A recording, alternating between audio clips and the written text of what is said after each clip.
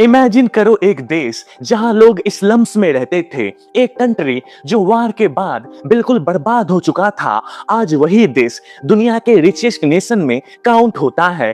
कैसे कुछ देश सिर्फ 30-40 सालों में पॉवर्टी से प्रॉस्पेरिटी तक पहुंच गए। आज हम बात करेंगे टॉप 5 कंट्रीज जो कि गरीबी से दुनिया के सबसे अमीर देश बन चुके हैं। और इस लिस्ट में जो फर्स्ट कंट्री है उसने 80 करोड़ लोगों को गरीबी से बाहर निकाला है।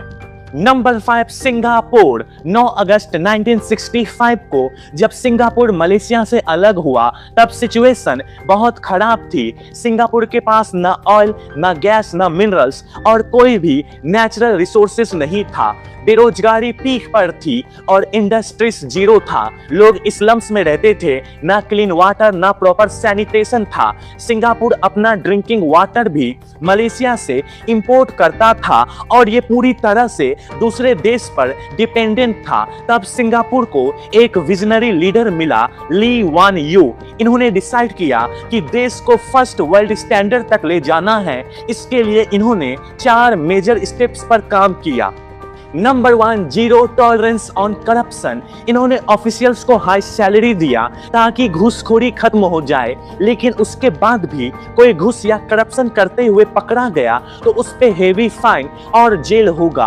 और इन्वेस्टिगेशन डिपार्टमेंट डायरेक्टली पीएम को रिपोर्ट सबमिट करता है और यहाँ ड्रग्स के साथ पकड़े गए तो सीधा डेथ पेनल्टी। और इन सब के वजह से आज सिंगापुर दुनिया का लिस्ट करप्ट कंट्री है। Number 2 education first. इन्होंने इंग्लिश को ऑफिशियल लैंग्वेज बनाया और टेक्निकल और स्किल बेस्ड ट्रेनिंग पर फोकस किया, जिससे यहाँ पर स्किल्ड वर्कफोर्स रेडी हो पाया जो कंपनीज को अट्रैक्ट करता है। सरकार ने हेल्थ और एजुकेशन पर हेवी इन्वेस्टमेंट किया। Number 3 pro business policies. यहाँ पर कॉर्पोरेट टैक्स बहुत कम है, साथ ही यहाँ कंपनीज को बिजनेस फ्रेंडली माहौल दिया, जिस कारण से यहाँ फॉरेन कंपनीज जैसे गूगल, एप्पल, मेटा, माइक्रोसॉफ्ट ने अपना एशिया बेस बना रखा है। छोटा सा कंट्री होने के बावजूद मैन्युफैक्चरिंग सिंगापुर के जीडीपी का 20% के आसपास कंट्रीब्यूशन देता है। सिंगापुर दुनिया के 10% सेमीकंडक्टर मैन्युफैक्चर करता है। यहाँ 30+ मल्टीनेशनल फार्मा कंपनी के हेडक्वार्टर और R&D सेंटर है और ये दुनिया के मेजर फार्मास्यूटिकल एक्सपोर्ट हब में से एक है। यहाँ हाई वैल्यू पेटेंटेड ड्रग्स और बायोकेमिकल मैन्युफैक्चर होता है।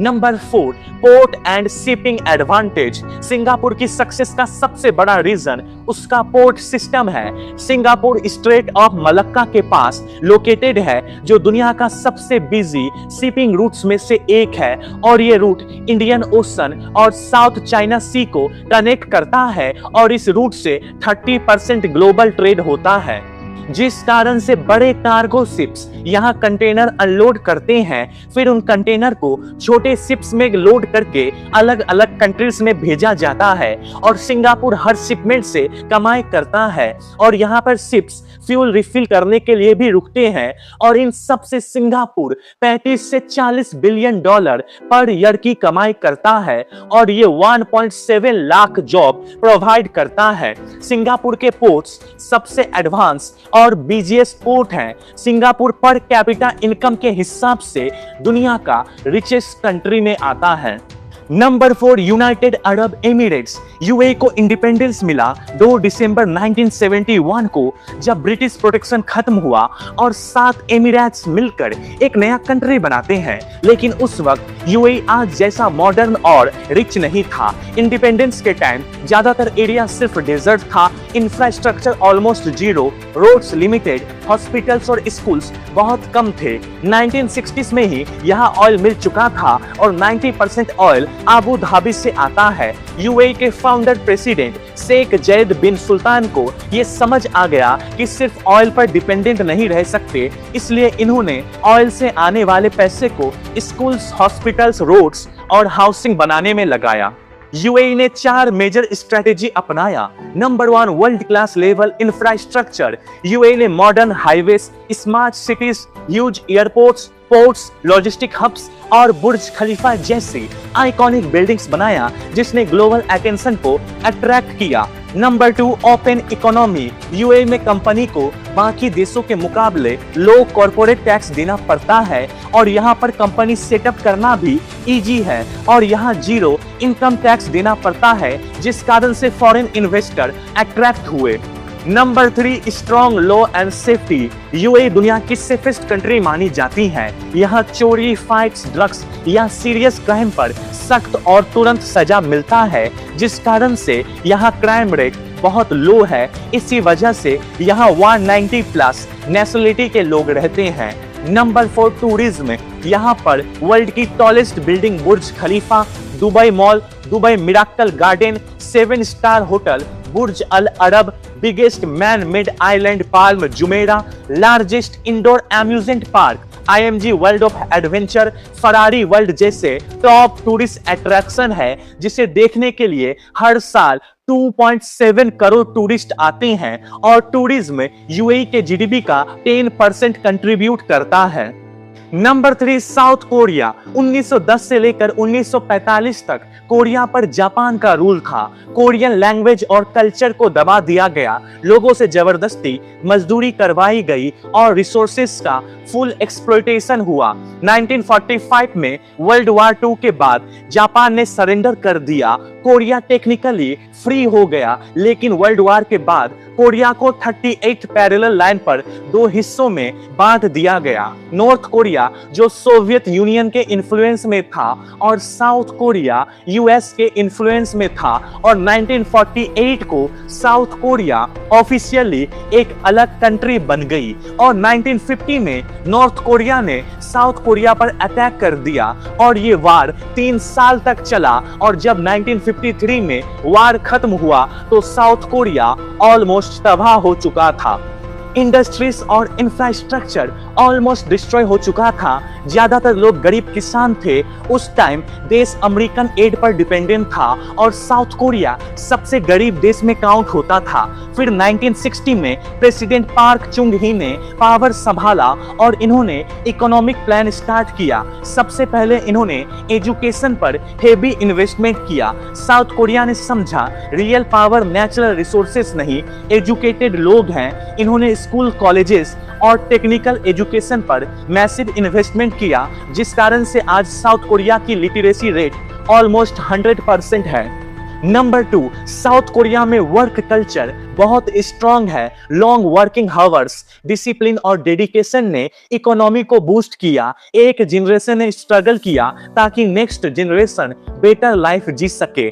नंबर 3, गवर्नमेंट ने कंपनीज को लोन्स, टैक्स बेनिफिट्स और ग्लोबल सपोर्ट किया, जिससे सैमसंग, ह्यूंडई, LG, किया जैसे बड़ी कंपनीज ग्लोबल मार्केट में पहुंच सकी।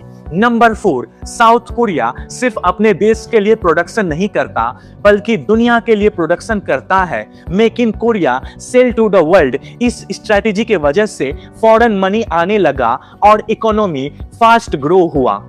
नंबर 5, 1990 के बाद साउथ कोरिया ने फोकस शिफ्ट किया हाईटेक इंडस्ट्रीज, सेमीकंडक्टर्स, इलेक्ट्रॉनिक्स और इंटरनेट पर। आज के समय साउथ कोरिया वर्ल्ड के फास्टेस्ट इंटरनेट कंट्रीज में से एक है और सेमीकंडक्टर में ग्लोबल लीडर में से एक है।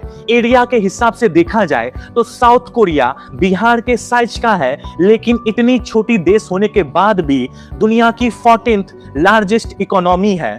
Number 2, Japan. 1945 के वर्ल्ड वार 2 में जब अमेरिका ने हिरोशिमा और नागासाकी पर एटम बम गिराया, जिससे लाखों लोग मरे और दोनों सिटीज ऑलमोस्ट डिस्ट्रॉय हो गई। फैक्ट्रीज, रेलवे, बिल्डिंग सब डिस्ट्रॉय हो चुका था। जापान की इकोनॉमी बिल्कुल कोलैप्स हो गई थी। 1945 से 1952 तक अमेरिका ने जापान को कंट्रोल किया और जापान को आर्मी रखने पर रिस्ट्रिक्शन लगा दिया। वार के बाद जापान में भूखमरी, बेरोजगारी, महंगाई बढ़ गई और इंडस्ट्रीज बंद हो गए। लोगों के पास जॉब्स नहीं थे और डेली लाइफ बहुत मुश्किल था। लेकिन फिर 1950 में आता है कोरियन वार, जिसमें अमेरिका साउथ कोरिया को सपोर्ट किया और आर्मी प्रोवाइड किया।